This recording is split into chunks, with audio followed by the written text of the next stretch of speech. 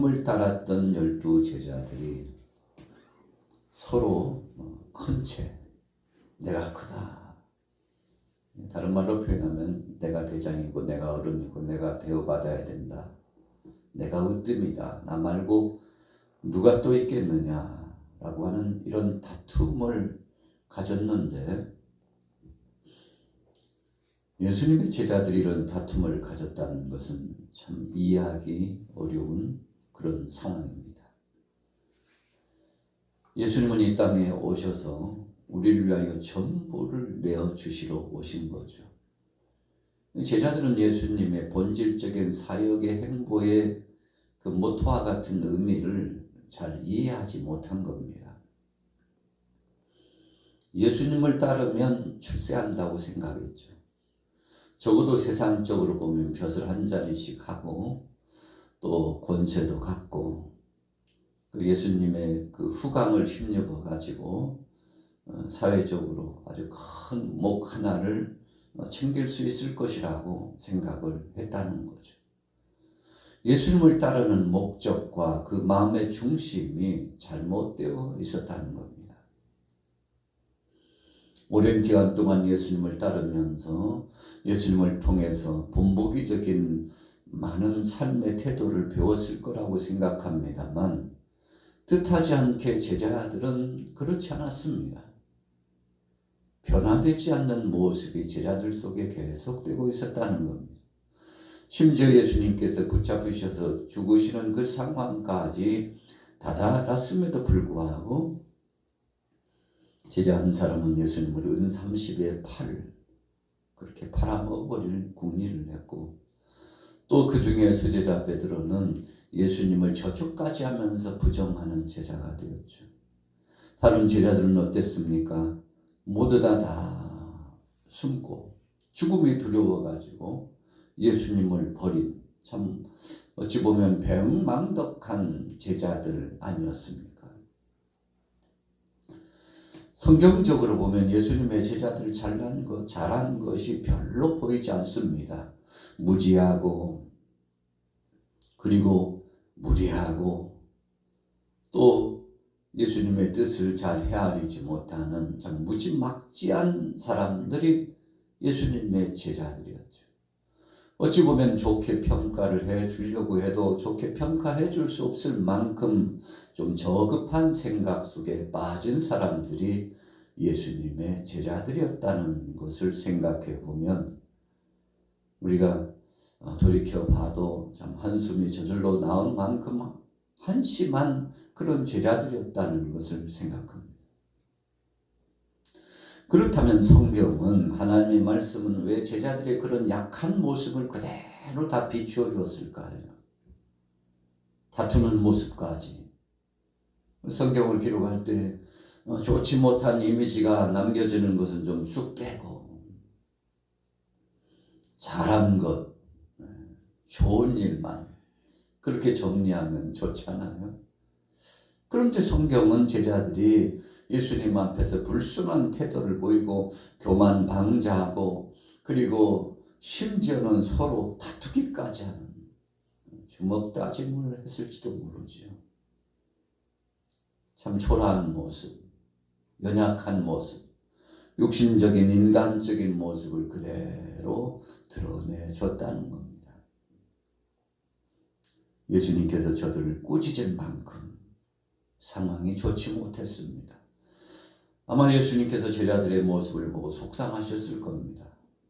도대체 너희들은 나와 함께 다니면서 내가 주는 하나님의 말씀을 받아 먹고 내가 본보기적으로 보이는 이 섬기는 삶의 역사를 보고도 그렇게 경험하고도 정신을 못 차리고 자기 욕심에 자기 중심에 빠져가지고 서로 다투고 큰 소리가 밖으로 나가고 주위 사람들이 볼 때 창피할 만큼 참 성숙되지 못한 왜 그러느냐 아마 예수님께서 더 강하게 책망하셨을 것이라고 생각합니다. 자, 성경 한번 읽어볼게요. 46절 누가복음 9장 46절부터 읽습니다. 시작. 제자 중에서 누가 크냐 하는 변론이 일어나니 예수께서 그 마음에 변론하는 것을 하시고 어린아이 하나를 데려다가 자기 곁에 세우시고 그들에게 이르시되 누구든지 내 이름으로 이런 어린아이를 영접하면 곧 나를 영접하며 또 누구든지 나를 영접하면 곧 나를 보내신 이를 영접함이라. 너희 모든 사람 중에 가장 작은 그가 큰 자니라.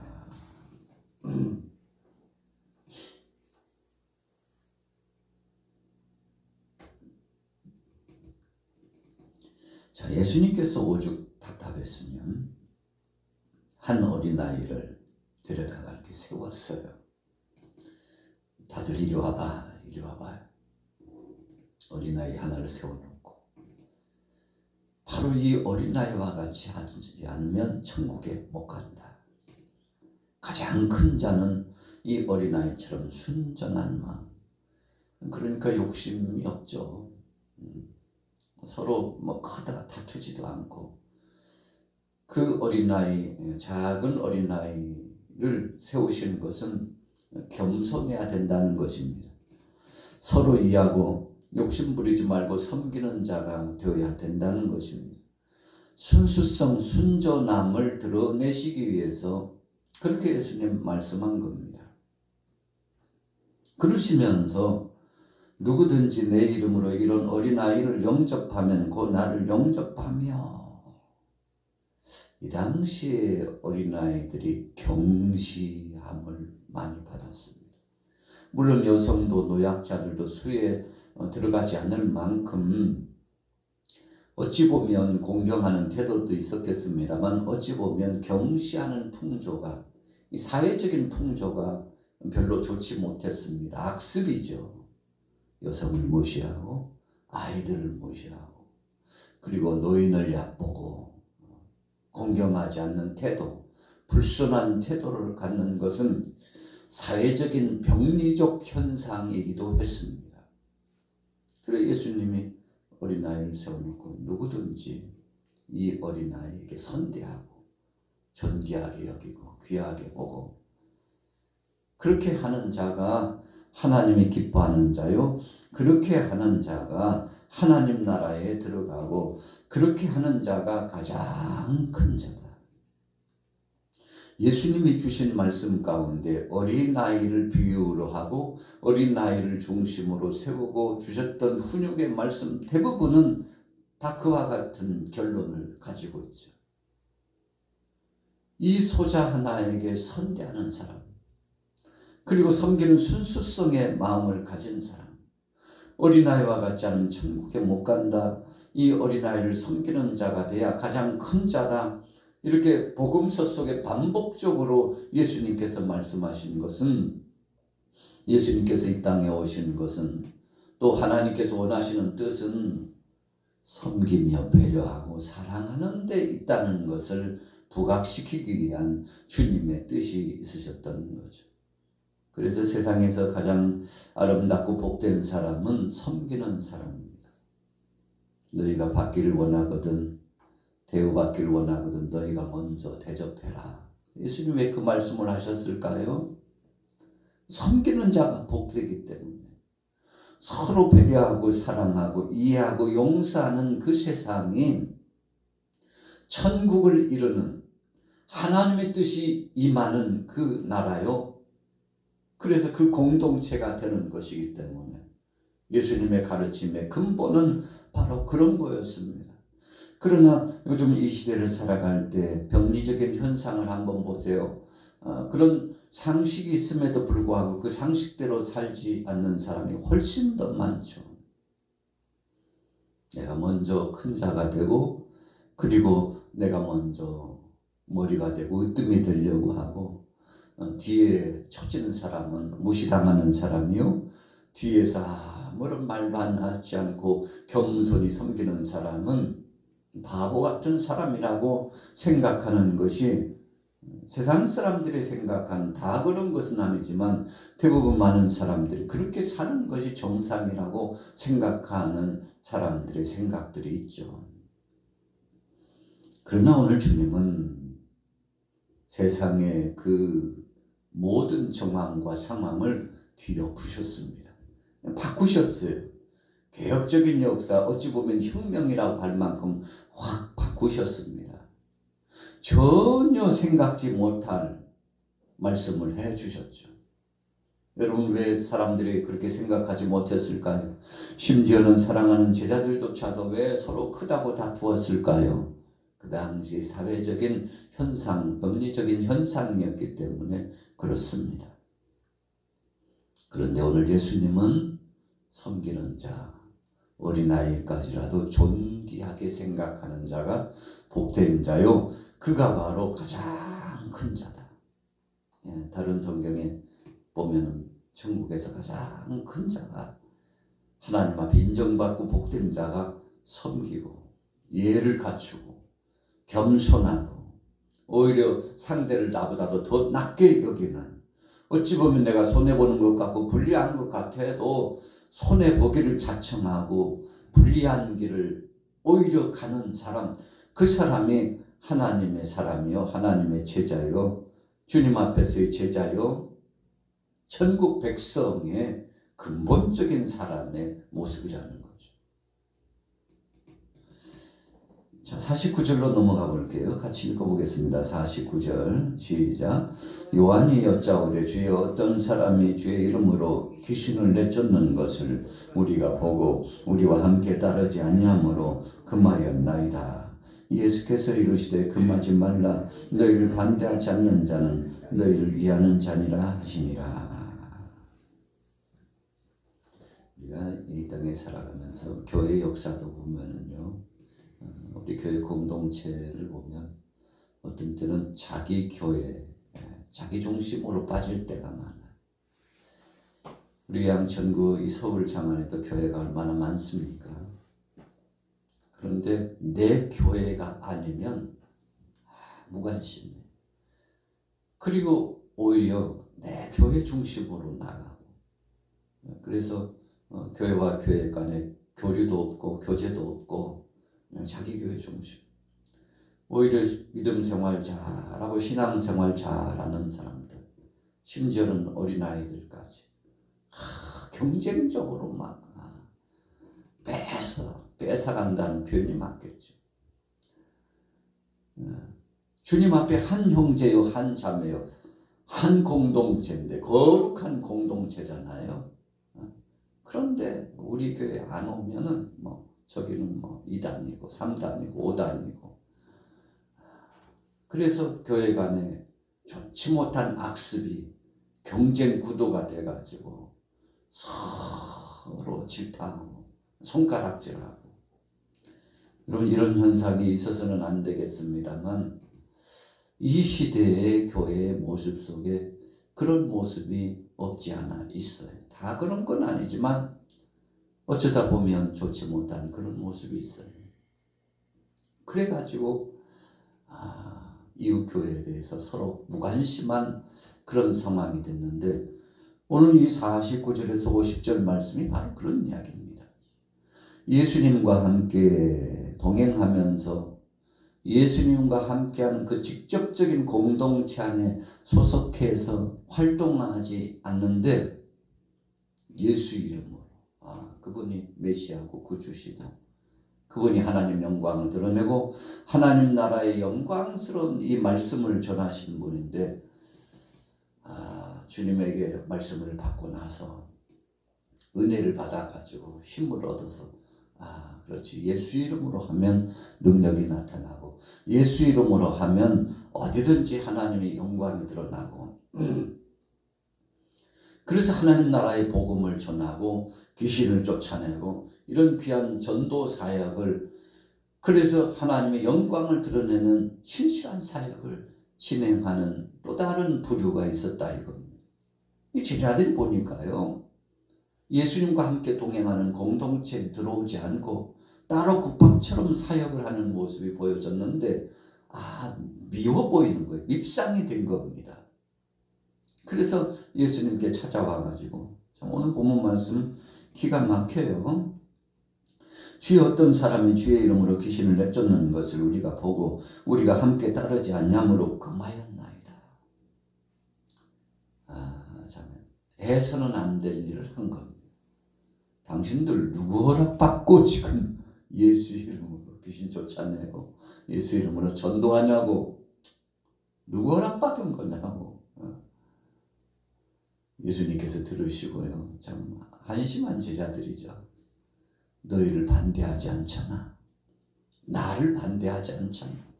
나를 고백하고 나를 인정하고 하나님 나라 영광스러운 말씀을 전하고 선한 사역을 진행하고 있잖아.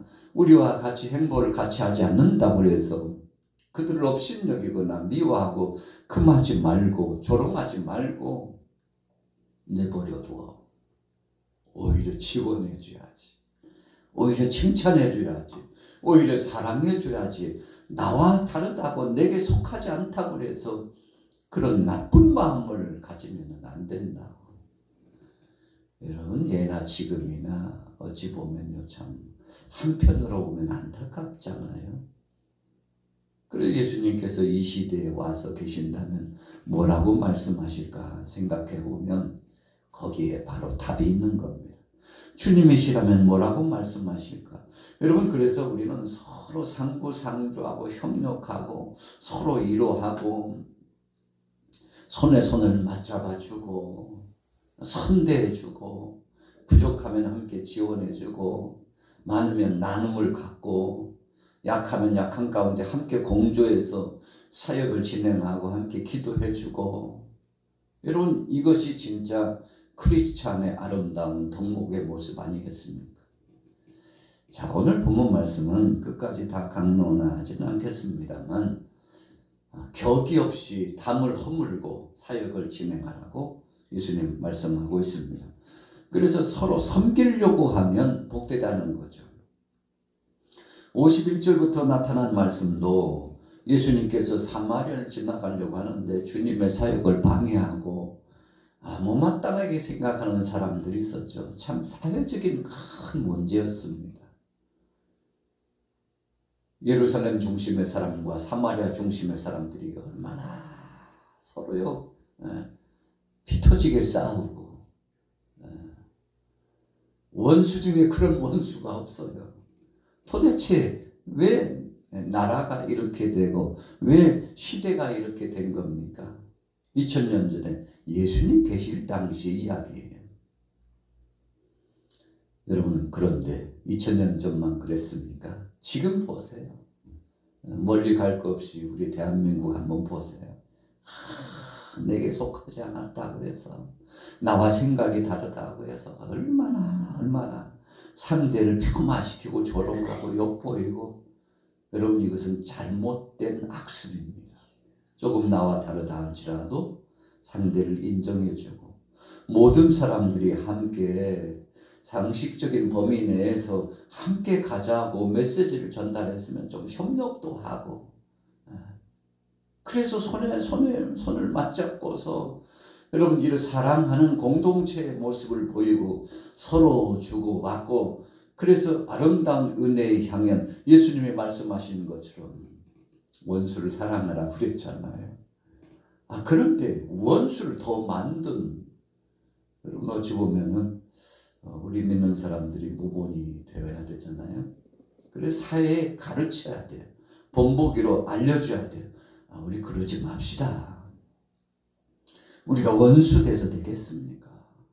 서로 이해하고 사랑하고 인내심을 갖고 기다려 줍시다. 여러분 이렇게 해야 세상이 밝아지고 이렇게 해야 주님이 원하시는 뜻이잖아요. 여러분 바뀔 필요가 있어요. 이것이 바뀌지 않는 한 소망이 없는 것입니다. 여러분 오늘 주님께서도 예수님을 반대하는 세력들에 대해서 참 제자들이 굉장히 다혈질적이었습니다. 54절 한번 읽어보세요. 기가 막힌 이야기죠. 54절 시작. 제자 야고보와 요한이 이를 보고 이르되 주여 우리가 불을 명하여 하늘로부터 내려 저들을 멸하라 하기를 원하시나이까. 막 우라통이 터졌나 봐요. 제자들이. 성질머리 얼마나 급한지 막 다혈질적인 야고보와 요한 불의 아들이라. 형제는 용감하다고 그러는데 나쁜데 용감했어요. 화를 벼락같이 내면서 주님, 그냥 지금이라도 선포해가지고 벼락이라도 쳐가지고 죽어버리라. 이렇게 욕하면 안 될까요? 저런 사람들을 용서해야 되겠냐고. 그랬더니 예수님께서 칭찬하실 줄 알았나 봐요. 지금 무슨 짓들 하는 거야? 입 조심해, 입 조심해. 아니 왜 이래. 우리를 반대한다고 그래서, 우리에게 함께 협력하지 않았다고 그래서 왜 그런 나쁜 망발을 하냐고. 예수님께서 아주 강력하게 꾸짖으셨습니다. 오늘 성경에 보세요. 예수께서 돌아보시며 꾸짖으시고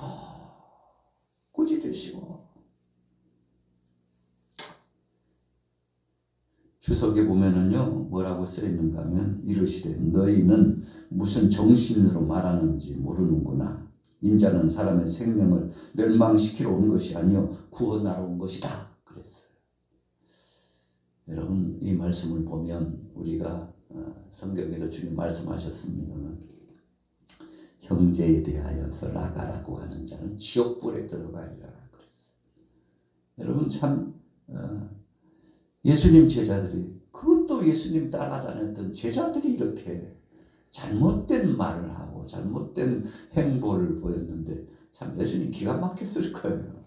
그렇게 사랑해야 된다고, 섬겨야 된다고, 용서해야 된다고 입에 침이 마르도록 말씀하셨는데 제자들은 변화가 없어요. 계속 예수님 앞에서 추태를 부리면서 예수님 위하는 척했지만 사실은 자기 분노에 빠져가지고 큰 소리를 내고 예수님 앞에서요 깡패처럼 그렇게 행동하고 있는 이 두 제자, 예수님께서 얼마나 저들을 질타하셨는지 몰라요. 그래서 그냥 단편적으로 표현했죠. 꾸짖으시고 한쪽에 불러서 이야기했을 수도 있겠죠. 이리 와봐. 야고보 요한 이리 와봐. 왜 그래? 왜 그러셨겠지. 여러분, 예수님은 바로 사랑과 섬김, 그래야만이 진짜 내 제자라는 것을 강조하고 있는 거죠. 여러분, 그런데 복사판이에요. 이 시대에 보면은요, 2000년 전 야고보와 요한과 같은 복사판이 우리의 신앙의 공동체에도 있고 우리 주의 나라 주변의 서울 장안에도 얼마나 많이 있는지 몰라요. 자기 주장은 얼마나 강한지, 내 생각과 내 뜻이 아니면 다 원수여 적이라고 말하고, 여러분, 이것은 정말 좋지 못한 악습입니다. 그래서 사실은 사회가 이 세상에 바뀌지 않는 것은 어떤 사람 때문이 아니라 바로 그런 사람들 때문에 세상이 바뀌지 않고 있다는 것을 자기를 모른다는 겁니다. 여러분, 그래서 큰 소리 내는 것 조심해야 돼요. 오히려 예수님은 큰 소리 치기 전에 자기를 보라고 말씀하는 거죠. 여러분, 어떤 사람들은 마이크를 대고 막 고성을 내면서 큰 소리로, 여러분, 그러나 주님은 오히려 책망하실 때가 많았다는 거죠. 자, 오늘 주제는 섬기는 자가 복되고 가장 큰 자라고 그랬는데 어떻습니까? 우리가 이 시대를 살아가면서 우리 자신의 삶의 현주소는 어디 있습니까? 목소리는 크고 삶의 모범은 없는 그런 사람이 혹시 되고 있지 않습니까? 아니면 정말 예수님께서 원하신 것처럼 섬기고 겸손하고 목소리를 낮추고 침묵하고 기다려주고 내 목소리를 낮추고 상대의 소리를 들어주는 그런 자입니까? 오늘 여러분들은 그 후자인 줄로 믿습니다. 왜요? 그런 사람들이 바보 같지만 그러나 주님은 그런 사람들이 복된 자요, 그런 사람들이 큰 자요, 그런 사람들이 하늘의 상이 있고 그런 사람들이 주님 앞에 온전히 서면 천국에 들어가는 자라고, 천국에서 가장 큰 자라고 말씀하셨으니 이 진리의 말씀 가지고 오늘도 믿음으로 승리하게 되시기를 예수님의 이름으로 축원합니다.